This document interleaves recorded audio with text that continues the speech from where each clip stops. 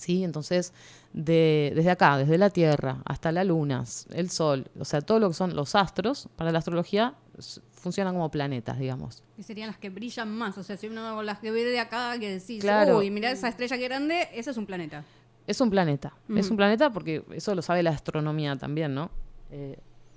Tenemos Venus siempre que se ve mucho, ¿no? Que es el lucero del alba, le dicen. Es el lucero del alba, aunque también puede ser estrella de la noche. Se Eso la ve, depende de sí, la sí, época sí. del año.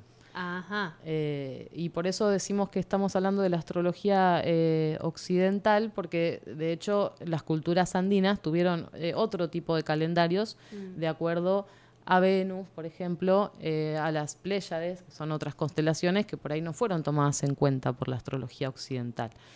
Entonces es bastante discutible, o sea, cuando llega el momento de la ilustración, el positivismo en las ciencias, cuando la ciencia pasa a ser predominante, el uso de la razón, ahí se pierde un poco todo esto que es más subjetivo, ¿no? Y que por ahí no tiene una observación métrica. O sea, podemos sí observar que cuando en el cielo está sucediendo algo, acá abajo en la Tierra también está sucediendo algo en paralelo, ¿no? Y esa observación que se dio a lo largo de todos los siglos hizo que estadísticamente nos diéramos cuenta de que había una correspondencia. Entonces la astrología básicamente es un lenguaje, es una forma de percibir el mundo. ¿Sí? Es un lenguaje que tiene sus matrices y sus elementos, y una carta natal, por ejemplo, es ni más ni menos que un mapa del momento preciso en el que uno nace o cualquier evento sucede. Si recién te estás conectando, estás escuchando a Taji Baldín hablando sobre astrología en su columna Bajarte el cielo a la tierra. Muy bien, continuamos entonces. Continuamos con un poquito más de historia. Te decíamos que había tenido una historia un poco accidentada la astrología porque, claro, al tener que ver con movimientos humanos que por ahí son internos, de autoconocimiento, de observación, de conductas psicológicas a veces, se relaciona mucho con la religión. Entonces, cuando la ciencia toma el mando, esto no es permitido y se disocian la astrología por un lado y la astronomía por el otro, y la astrología queda prohibida en muchos momentos. Bueno, nos pasó que durante la conquista de Asia Menor, les pasó a los astrólogos, por Alejandro Magno, permitió la propagación de la astrología en la antigua Grecia y en Roma. Alejandro Magno. Y bueno, porque también tiene que ver con el nacimiento de esta cultura occidental, ¿no? Después de la conquista de Alejandría por parte de los musulmanes en el siglo VI después de Cristo, la astrología fue estudiada por los eruditos islámicos, quienes tradujeron los textos helenísticos al árabe preclásico y al persa medio.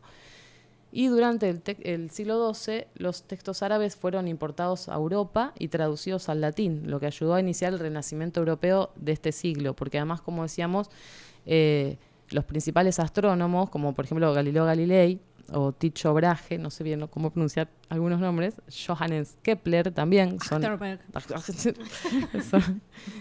los astrónomos también ejercían como astrólogos en sus respectivas cortes reales de sus respectivos países. O sea, estaba muy vinculado una cosa con la otra justamente por esta observación que se daba con regularidad, ¿no? Bueno, cuando Marte está en tal posición con el Sol, acá abajo tenemos una guerra, por ejemplo. Qué interesante.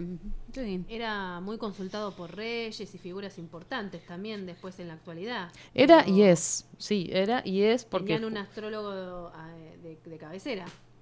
Sí, justamente por eso esto que estoy diciendo, ¿no? Estas personas, estos astrónomos como Galileo Galilei, ni más ni menos, eran también astrólogos y justamente laburaban para el rey. Claro. Y bueno, sigue existiendo hasta el día de hoy. De hecho, encontramos simbologías de mucho tipo en todos lados, ya sean los billetes incluso, o vemos en las banderas, vemos soles, vemos estrellas, vemos espadas, vemos laureles, y en todos esos símbolos podemos encontrar la astrología. O sea, es eso más que ni más ni menos, ¿no? La observación de la realidad aplicada con símbolos. Otro tipo de simbolismo también. No sé si no hay simbolismo masón en lo que es billete con la pirámide. Por supuesto, pero y toda esa que cuestión. los masones Pero hayan obviamente utilizado no significa que sea propio de los masones la astrología, Ah, mira. sino que la Claro. astrología es un lenguaje utilizado por todas las culturas Ok. y por todas, porque es un lenguaje, como Sí, la sí, música, sí, sí, ¿no? sí. Entonces, por ahí si la partitura, digamos, la se usa cada uno, la va a aplicar como quiera, pero sí tiene un efecto. Así como una partitura tiene sus pentagramas y sus notas, y después va a sonar de una forma o de otra según su ejecutor, en la vida nos pasa lo mismo. Nosotros tenemos esta posibilidad de ver este mapa, que es como nuestro propio pentagrama, y ahí vamos a poder, una vez que empezamos a autoobservarnos, tocar esas teclas para que suenen afinadas, digamos, ¿no? O que suenen, porque a veces ni suenan, o sea, acá apuntamos también a utilizar la astrología para el autoconocimiento, para la integración de la persona, de los 4 elementos que hablábamos un poco en la columna anterior. También tiene que ver con los 4 elementos que también son simbólicos. Claramente no estamos hechos de fuego, por ejemplo, pero sabemos que tenemos fuego en nuestro calor, en nuestros impulsos, ¿no? Como En algo nuestra simbólico. Sangre, nuestro calorcito en los La cachetes. sangre, y ahí la asociamos con el rojo y la pasión y las rosas. Bueno, podemos como ir haciendo toda esa cadena simbólica. Ujú.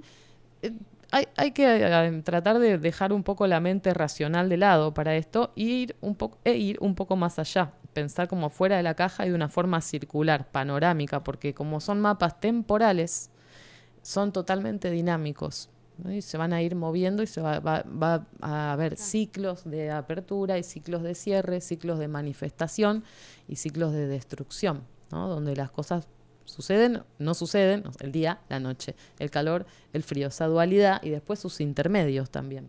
También se traba, ¿no? Con las cuadraturas, las triangulaciones, todo eso. ¿Estoy bien? Sí, no es que se trabe algo, sino que tratemos de pensarlo como más panorámicamente, como si la realidad funcionara con engranajes, ¿no? Entonces, bueno, cada tanto ese funcionamiento de reloj, sí, puede tener unas diferencias de ritmos, o incluso la física también lo ve, cuando los planetas hacen su retrogradación, se ve eso en el cielo.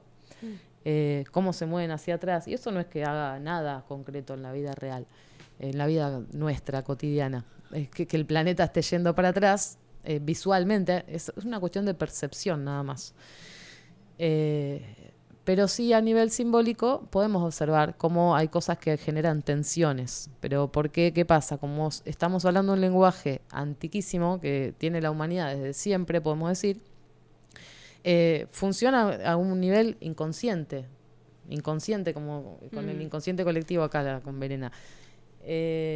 Son arquetipos estas energías, son Inconsciente porque no lo seguimos como trabajando o como, o sea, me viene esa mente primitiva, ¿no es cierto? De un sin tiempo, como estábamos hablando. ¿Desde dónde medimos ese tiempo? Bueno, nos vamos a los ancestros y se utilizaba la astrología también para las cosechas. Entonces, Egipto. bueno, por eso digo, nos vamos a las civilizaciones más antiguas de nuestra humanidad. podemos conectarlo todo. ¿Sí?